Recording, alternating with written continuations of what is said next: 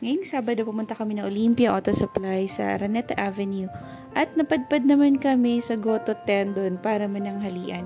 Syempre, kailangan namin pumili ng lugar na maayos para kay Sky. Ano na lang ako? Ano gusto ko? Ano pa? Ano gusto?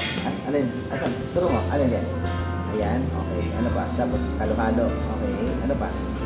Ano pa? Maraming halo-halo. Sige. Dito. Ano gusto mo dito sa kabila? Ano gusto mo dyan? Yun. Sisling bulalo. Okay. Sisling bulalo.